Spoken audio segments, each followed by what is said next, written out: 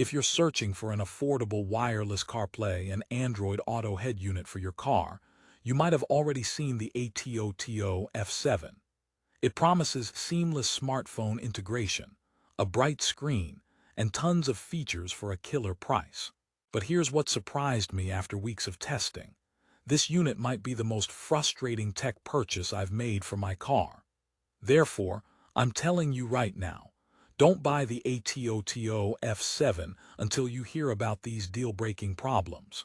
For the best price, click the link in the description anyway just to see the specs for yourself. You see, on paper, the ATOTO F7 is a dream. Wireless Apple CarPlay and Android Auto, a 7-inch IPS HD screen, mirror link, and support for massive external storage. It sounds like the perfect upgrade to modernize any car's dashboard without breaking the bank. Therefore, you'd expect a straightforward, high-value product. But what you actually get is a masterclass in inconsistency, where the features that look so good on Amazon become the very sources of your daily driving headaches. Let me dive into the first and biggest offender, the wireless connectivity that is supposed to be its main selling point. The wireless CarPlay and Android Auto are the headline acts, the reason most people click buy now. And when they work, they're genuinely convenient. You get in the car, your phone connects automatically, and you're off navigating with Waze or Google Maps. It feels like magic. But here's the contrarian snapback. This magic is about as reliable as a weather forecast from a groundhog.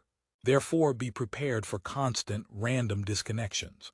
1 minute you're listening to a podcast, the next, silence.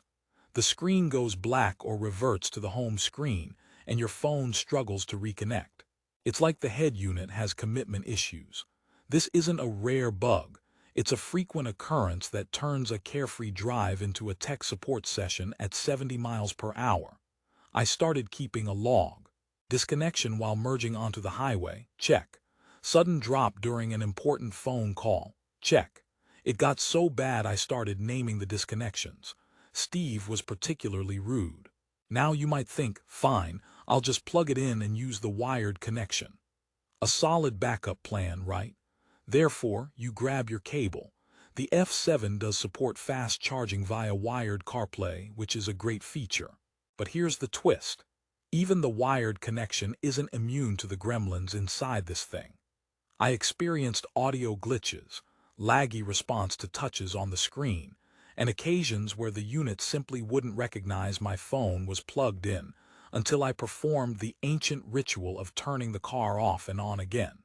It's trying to be high-tech, but it has the temperament of a classic car that only starts on Tuesdays. So much for a seamless experience. Let's talk about the screen, because the specs boast a 1024x600 IPS display with great brightness. And it is reasonably bright.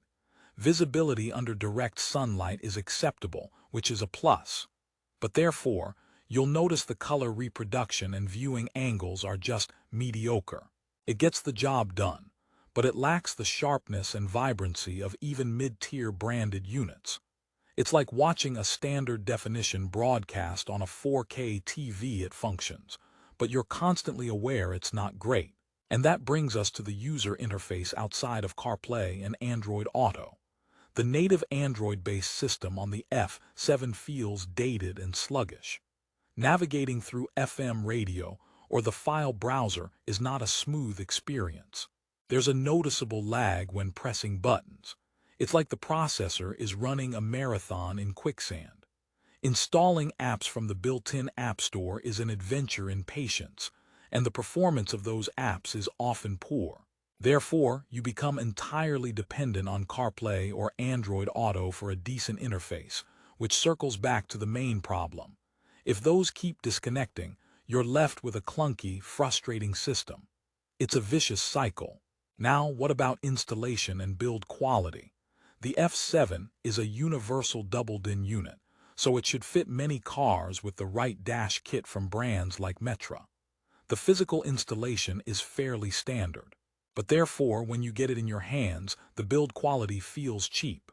The plastic is thin, the buttons have a mushy feel, and the overall aesthetic screams budget.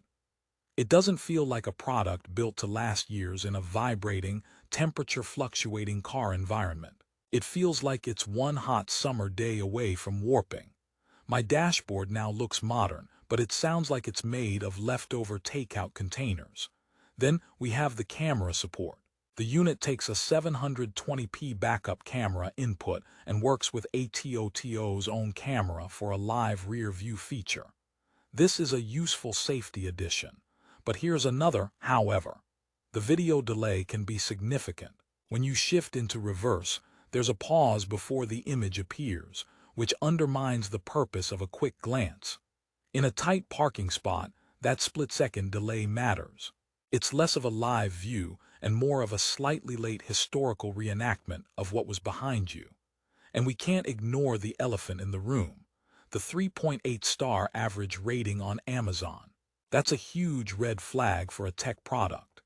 Dig into those top reviews, and you'll find my experience mirrored everywhere.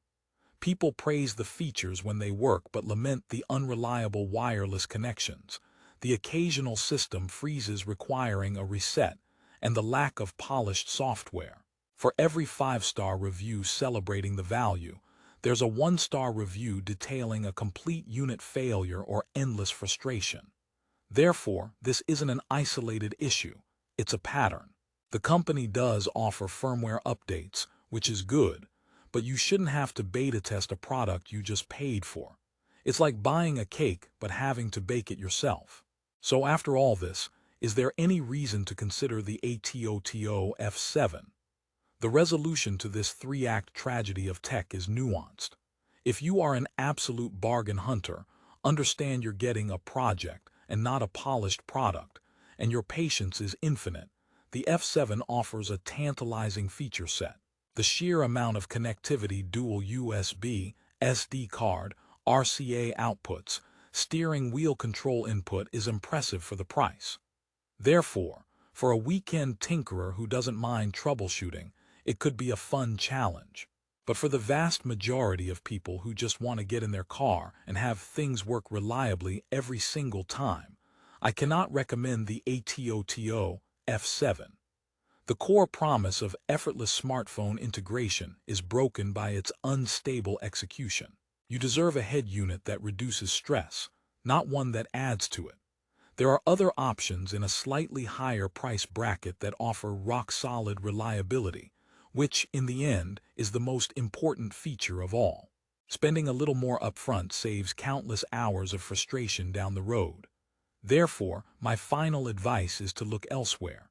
Your daily commute will thank you, and if you still want to check the specs or see the current price for yourself, because let's be honest, a low price is a powerful lure, I've left the link in the description below. That's your call to action. Click that link to see the Amazon page, read the mixed reviews for yourself, and make an informed decision. Just don't say I didn't warn you about Steve the disconnection.